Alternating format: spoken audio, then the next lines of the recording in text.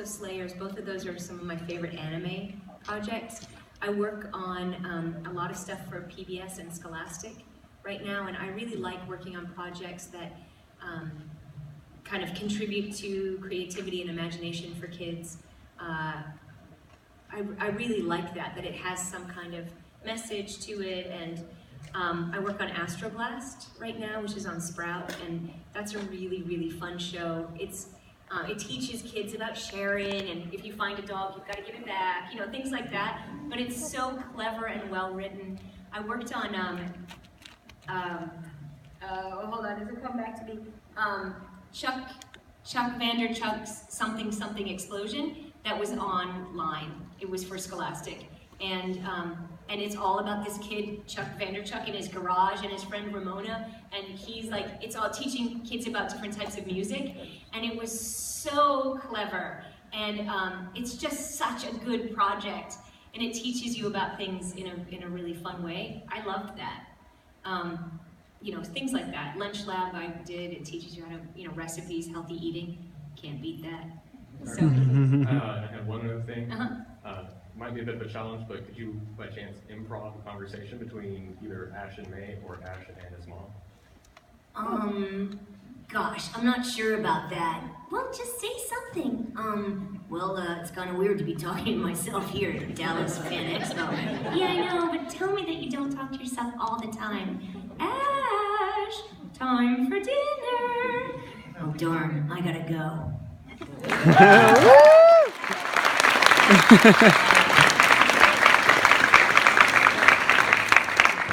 Okay, so it's in position, right? Yeah, perfect.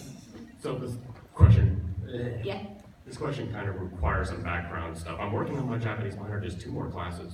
Wow, For instance, congratulations. oh, thank you. But the thing is, in Japan, gotta catch 'em all doesn't exist. It's geto daze, which means Pokemon get. Geto does it. Yeah, it's exactly, yeah. Yes. And what we call Seiyu, they have Rika Matsumoto, who's been Ash the whole time. Yeah. Like, they never change it unless it's death or illness. Yeah. They never change the voice actors. We would hope that they had done that here. So, Yeah. so Pikachu, it just comes from Pika Pika, which is onomatopoeia for sparkling electricity. And you have Chew, which means kiss. Mm-hmm. That being said, there was a controversy with Sun and Moon, the games that are going to be coming out in November. Oh. And in China, they're finally getting the games in Hong Kong, Macau, and Taiwan. But after 20 years, Pikachu's name is now being changed. It was like Pika Jiao, now it's being PK Jiao. Right, I read about that. So Yeah. That gets me mad beyond belief. But Well, yeah, if what's you're your used to thought on that it? in your language, that's what it should be. And Yeah. they speak Cantonese in Hong Kong, which has nothing to do with Chinese or Right. Mandarin at all. Right. So. Yeah, that's really, I read about that, and I didn't fully understand everything that was behind it. But I think, especially with the way they've translated most of Pokemon into other languages. Yeah, like Pikachu has always been the same in every language. But And now Pikachu, it's the not. voice of Pikachu is always Pikachu, the Exactly. same actress. So, yeah, I don't know, I don't think it's a good idea to do something like that, especially when we've all followed it for so long, that why change it? I mean, change an entire culture, an entire language to Yeah. get to meet communist standards, I guess. Right, I don't know. I mean, who knows? None of us know. You know probably more than anyone, but I don't. Well, thank you for Yeah, that. you're welcome. Yeah, thanks for letting us know that. Hello. Is it alright if I can tell you my Pikachu impression? Yes. Alright.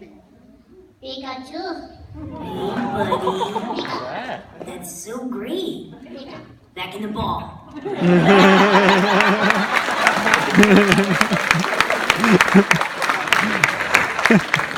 That's really terrific. Thank you. Hello, I was just wondering if you were a fan of Sailor Moon prior to being cast as Sailor Pluto. I've always liked Sailor Moon, but I didn't watch it. Like, I don't know the whole story arc of anything before I started working on it. But I'm a fan of it, and I've always liked it. But I'm really watching it now while I'm working on it, and it's a really kooky show. And it's really fun and wacky. Like, all these crazy people trying to get people's hearts, and I didn't know it was about that before. But I like it. Thank you. You're welcome. I was just looking at that picture on the screen, and I noticed it's from like the newer ones. Right, Like the eyes are different. the black and white and the X and Y. Yeah. So, did you do Ash's voice in the Indigo League or the Universe region? Or the Indigo, XY? before that. So we were replaced before Diamond and Pearl, before Black and White, Everything up to You know. Howen's what she did. up until Howen. Hoenn. Okay. I can never remember where we were when we. So you did his Throw voice down. in like the Kanto and Johto region? Yes, yes. Okay. Now we're okay? You're gonna stay? Yeah. Okay. Thank you. Sorry, so I gotta be honest, and this might get me ringed out with the hands. I didn't know you were the voice of May until just right now when you improvised a conversation with yourself. Okay. When did you find out that you were going to be doing multiple voices in the same anime, and what were some of the struggles that you faced with that? Well, in the very beginning, I was just cast as Ash, and then other people, they really wanted me only to do Ash for some reason. And then they let me do Ash's mom. And then after that, I slowly was able to do some, like a Pokemon here or there, or some little one-off character. Whereas a lot of other people got to play many roles right away. So as an actor, I just really wanted to play everything, of course. But the struggle is, well, I guess the struggle is to know you can't play every role. I mean, that's honestly what it is. You just want to be cast in everything. I like to work, so I always hope to be working more. There isn't really a struggle to keep the voices separate. It's just understanding the characters, and then it just kind of happens. So it's not really, I'm not going to say it's not that hard, but like I was saying, if you've prepared and you know who the person is, it's not that difficult to make the voices different. But May came much later, after Misty left the show, so I had a long time not playing May. Oh, thank you. You're welcome. Hi. Hi, how are you? Good, thanks. I have just two questions. The first one is, have you actually played any of the mainline Pokemon games? And which ones, if you have? I haven't played any of them. I was just curious. Yeah, we do have Pokemon Red at home, and I've played, like my little brother played it when it first came out, and he would say like, oh, here, you can play, here, let me show you how it's done. So I didn't even get to push a button on that, and then my daughter would let me play a little bit, but mostly she played it. I had to watch her too. So, but I just don't have a lot of time to play video games. So I would much rather watch like Sherlock Holmes or Doctor Who or something instead of playing a video game. So I have other vices instead. It's not like I just read books all the time. But I do have a lot of work that I have to prep at night, like for audiobooks and things, so I don't have a lot of free time. Kids take up time too. That's true. That's true. Yeah. Now, I have a second question as well. Mhm. For as long as you did Ash Ketchum for the voice, where would you have liked to see the anime gone, story-wise, if you had that creative input? Well, I like the fact that it is that kind of endless journey. I don't care so much that he didn't, apparently, which I don't remember, win that much.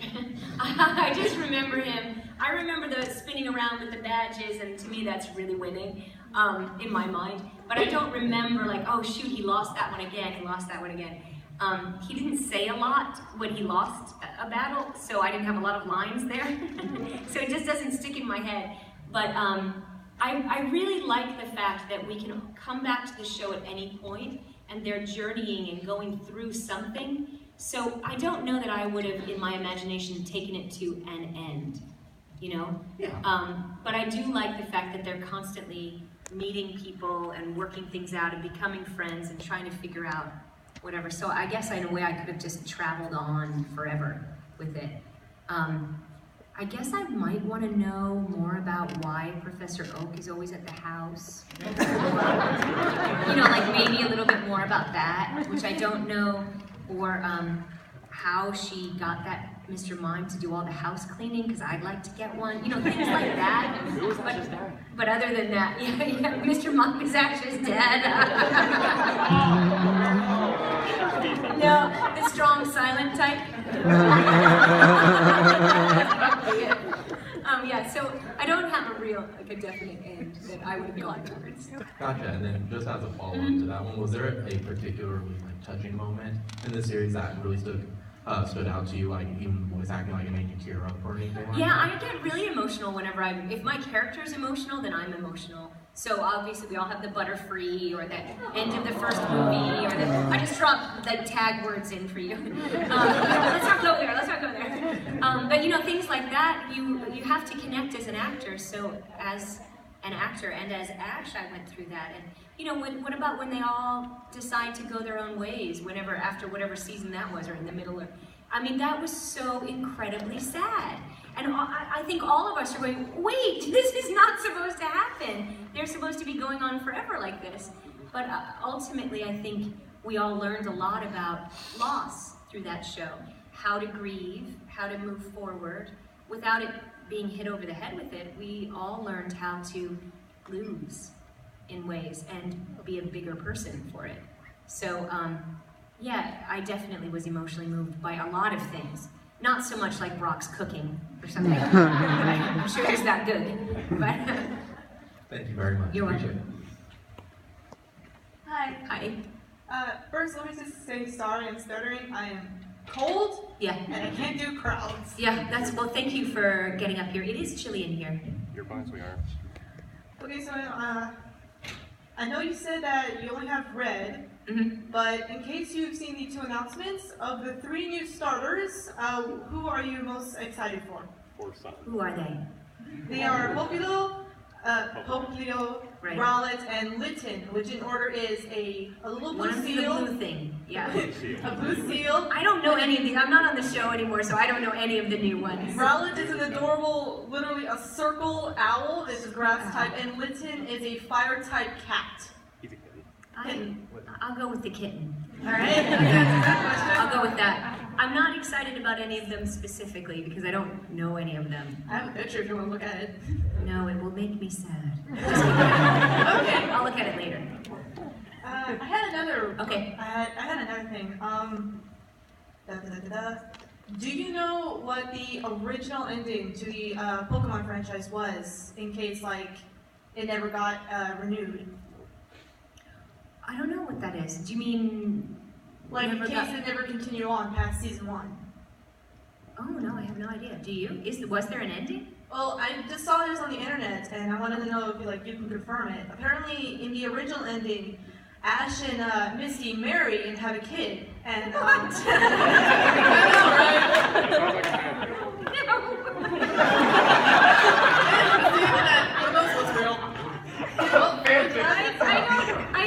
They were 10 years old. And in the first season, Ash was barely out of his pajamas to go traveling. And then he's like, oh yeah, would you marry me? You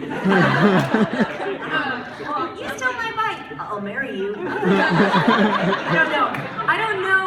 They always said to be continued at the bottom of the episode, so I'm gonna say they didn't have an ending.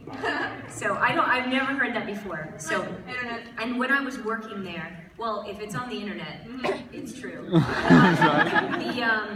Even working there was no mention of an ending or anything like that. Not as far as I ever heard. So just to clarify that part, I've never heard that before. I do find it funny though. Yeah, I'll make you laugh. That's a good day. That's Yeah. I'm just always. All right, thank you. Hi. Hi. Okay, so you know how in the beginning of the Pokemon series, you know how Pikachu is like fat and he's like, Yes. he feels a lot different compared to now. He's lost weight, trimmed down. Okay. Yeah, So he's probably had liposuction. Okay, suction. I prefer the fat Pikachu And why? because it's cuddlier, and I think it was more. Isn't there the pika? It looks like a pika anyway, which is a real animal, and it looks a little bit more like that, I think. And it's not fuzzy, but it looks fuzzy, and I just prefer that. You know, if we'd started out with this, then I probably would prefer that. Okay. So it's not because I like fat over thin, but I just like the original. Yeah, thank you. You're welcome. Hello. Hi. I have 2 questions. My first one is, which Pokemon did you voice act? Like, what kind of Pokemon did you voice act? I did Diglett, and I did Sentret and Goldeen. That's cool. Yeah. My second question is, how did your daughter react to you being Ash Ketchum and all these other voice actors? Well, I was pregnant with my daughter during the whole first season. So when she was born, I could say, hi, and she would know that voice, so I thought that was kind of cool. That's just me, though. Weirdo. But, because she was in the studio with me for the whole time. Anyway. And then after she was born, she had to come to work with me a lot also. So I don't know that, she also normally comes to shows with me, so she could answer that for herself, but she's not here today. She stays for the candy. What's that? Does she stay for the candy? Does she stay for the candy? Free candy. At the conventions? Yeah. How much free candy did you get at this show? Hello? I don't have it. No, I don't think we knew there was free candy. Maybe she would have come. She's at home because she just graduated high school. But, I know. She's kind of been around it all the time, and I think no matter what your parents do, what other parents do is always more interesting. But she's always come to the studio. She did part of Centrit also. I held her up to the microphone. She's done some voiceover things as well, and it's just kind of part of who she is. So I think she appreciates how special it is, but at the same time, it's just what our life is. Does she watch your shows at all? I have made her watch them, yes. When she was little, I made her watch Pokemon, for sure. Thank you. You're welcome. I can't answer that, if she likes it or not. But if you want to watch TV and all you get to watch is Pokemon, you like it. Hello. Hi. I have been seeing this too much, but you never heard of it. It's a pairing up Ash and Serena called Amor Shipping, and I was gonna ask you, what would you pair Ash to? Of all time you have being as Ash, like. Right. Who would I see him romantically involved with? Yeah. Ash, a 10-year-old boy. Yeah. Ash, who's so focused on his goals and probably doesn't even change his underwear. I don't see him dating anyone because I don't know that he's mature enough to even think to pull out the seat for his girlfriend to sit down, or hold the door. Sometimes he's thoughtful, but he'll run through while he's trying to get somewhere, and not wait and hold the door for someone and be polite. So I've never been able to think of him dating someone. He's more focused on one thing. His goals, winning, winning, not failing. He may fail, but that's part of winning. Learning, yeah. Harsh, man, harsh. Yes, Hello. What's one Pokemon you would have liked to seen Ash catch? Could I say all the Pokemon he caught when I wasn't Ash? If I were still Ash, is that good? What about, I don't know who he didn't catch. Ho-Oh. Yes. How about that? Yeah. Cool. Thank you. You're welcome. After all my snide comments. Are we done already? Oh, No. All right. I just have questions now. Ask away. So I learned, I guess, listening to the panel, it's hard to keep up with everybody in my industry, but I guess you were working at Sailor Moon Crystal, is that correct? I am now, yeah. If you would like a fun project, or maybe you've already done it, that's my question. Have you watched PGSM, which is live action Sailor Moon? No, I've never heard of it. There was a series in Japan, aired about 6 years ago. Imagine the Mighty Morphin Power Rangers. Oh, wow. With Sailor Moon, right. With short Japanese girls doing cartwheels. Wow, amazing. Yes. That's amazing. But getting aside, it's a good reference piece for Crystal as far as just like you said, yeah. oh, that's what they're doing. They actually follow the story very Oh, that's good. I will watch that. So my other question for you was, you do a lot of these conventions now. What is your favorite thing about going to fan expos, comic cons, anime cons? Like what is your favorite thing when you come to a con? Well, it's meeting people. That's my favorite thing. Just having these moments, these tiny pockets of time to really talk to people about their experiences and hear about them growing up and watching the show. Or, I've heard amazing stories of Pokemon got me through being bullied at school, or I met my spouse because of Pokemon, or my parents got divorced and this really helped me through those hard times, and things like that where we all find these kind of life rafts in the form of TV or video games or a movie or something like that, which then kind of goes out into creating a different community that we float on as well. And it's amazing to me that this Pokemon was started by one guy sitting in his room drawing stuff. And then it grew into, however, technically it became a video game, and then a TV show, and then on and on. One guy. And all that one guy has touched all of us and brought us out of the woodwork of our homes to come here to talk to each other. That is mind-blowing to me. And to be able to hear people's stories of how it connected with them, that's what I love the most. Perfect. And then I like eating food in each city. Oh, I do that. Finding the great restaurants. Yeah. And all of that stuff, and seeing historic sites and trying to make the most of where I am. But it's the people, really. Did you ever see a show called Game vs. Food? No, but I have heard of it. It's on Food Network or Food or something. Because I'm doing conventions at the end that I do a lot. I've now hit 36 locations. Wow. Yeah, and added 20 pounds. So. Wow. Is that your show? No, I own multiple shows, and everybody heard the speech before you got here. Wasabi Anime is contracted to design anime for conventions. So we do it for Fan Expo, for MegaCon, for Gen Con. I'm the guy in charge, and that's why I'm here. I see. Yeah, hobby gone horribly wrong. So, but I do have one funny story to share with you involving Pokemon. Just like you said, it's an element that touches people in strange ways. Right. I worked for Universal Studios in the 90s, 2000s, and when they were developing what is now called the Islands of Adventure theme park, one of the IPs that was on the table that they were going to court was Pokemon. So as part of a team at Universal Studios, we all got to learn how to play the game. Oh, wow. And that's when my now wife, then girlfriend, I was like, oh, we're going to learn how to play this, it'll be cool. And she was into it, and it was. So when I first met her, I told her that I had a friend who was a gentleman by the name of Joey Fatone from a band called NSYNC. Right. And NSYNC was a big deal in 1990, 2000. Where this is all going is when you're trying to impress a girl, you tell them you know somebody, and of course they never believe you. Right. We were at City Walk at Universal Studios going to go see Pokemon, the first movie. Because we'd gotten so into learning the game and learning the whole thing. And we're standing there in City Walk, and I see my friend Joey, who's now grown a beard, wearing a hood, and you forget when your friends become famous to try to be subtle, but I just, yo, Joey, what's up? And he freezes, and he sees me, comes walking over. I'm like, oh, I'm so sorry. And I introduced my then girlfriend. I'm like, oh, this is Joey from NSYNC. And she's like, oh, hi. And he's like, what are you doing? I said, we're going to go see the Pokemon movie. And he stared, and everybody was quiet for a second. Anybody, who's seen Pokemon the first movie? Everybody. Who owns the soundtrack to it? So I had to look at Joey, and Joey's like, you're going to go see it? And I'm like, you totally have to act like I'm cool doing this right now. Because, because for those of you that remember, NSYNC had a song on the first Pokemon soundtrack.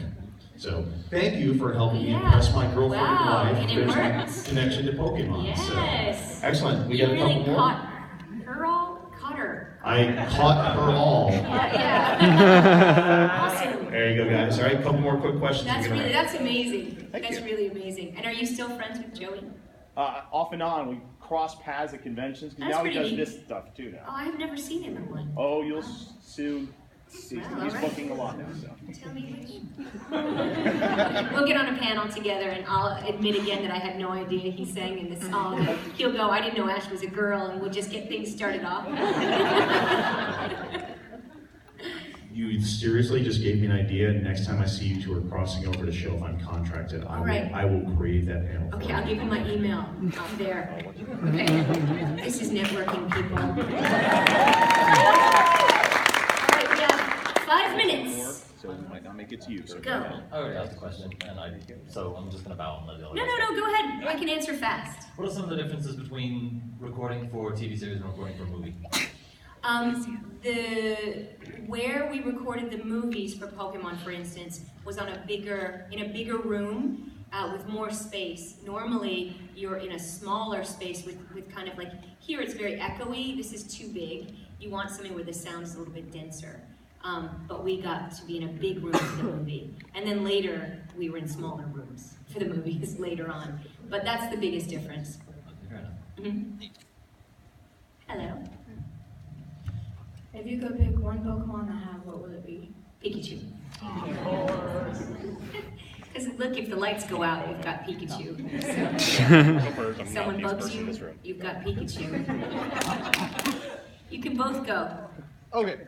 You first. Okay, I have 2 questions. That's Yes. why I want to get behind them. If you could have the games, would you play them?